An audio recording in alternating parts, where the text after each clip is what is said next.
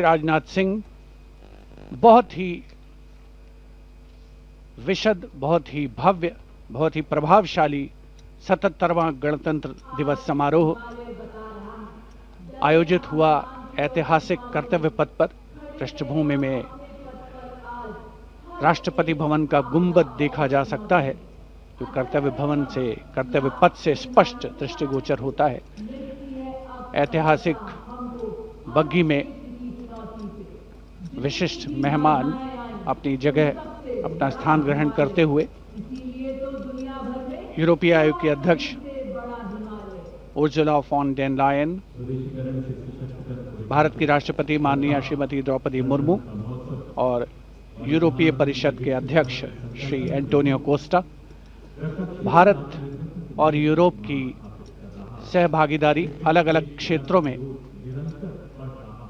यूरोपीय कमीशन के देशों और भारत को प्रगति के नए आयाम पर ले जाने में कामयाब होगी, इसमें कोई शक की गुंजाइश नहीं है।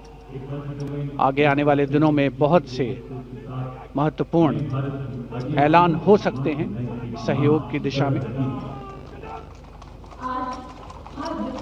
परंपरागत बग्गी में माननीय राष्ट्रपति महोदया राष्ट्रपति भवन के लिए प्रस्थान करेंगी। प्रेसिडेंट बॉडीगार्ड समारोह पूर्वक उनको राष्ट्रपति भवन लेकर के जाएंगे।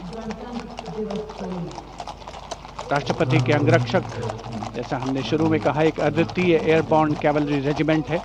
राष्ट्रपति महोदया उपस्थित जनसमूह का, जो कि कर्तव्य पथ के दोनों ओर उपस्थित हैं, अभिवादन करती हुई उनका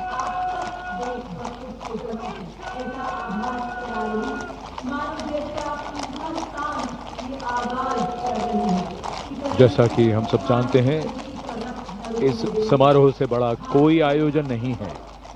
भव्य आयोजन और राष्ट्रपति जी का काफिला राष्ट्रपति भवन की ओर कर्तव्य पथ पर धीरे धीरे आगे बढ़ता हुआ, और जिस क्रम में प्रोटोकॉल के हिसाब से गणमान्य व्यक्तियों का आना हुआ था, अब उसके रिवर्स ऑर्डर में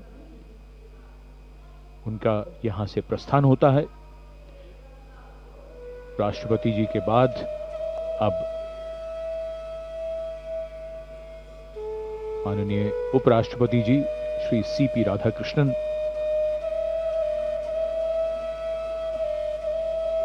सलामी मंच से कुछ देर में प्रस्थान करेंगे।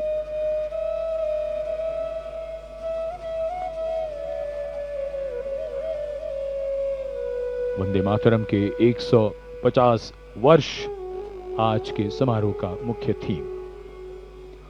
Ceremony and tradition giving context to modernity. Today the signs and symbols of national celebration become more meaningful. And as we foreground them, our individual identities take a back seat and responsible nationhood leads the way. And we saw glimpses of that. Across the armed forces, across the civilian performers. And as the dignitaries depart from the saluting base and we conclude yet another Republic Day parade in New Delhi, we would do good to remember that our extraordinary existence as a civilization has withstood centuries of transformation and still stands strong with its uniqueness in place. We are, however, a young republic, still settling in, still adopting, and still adapting.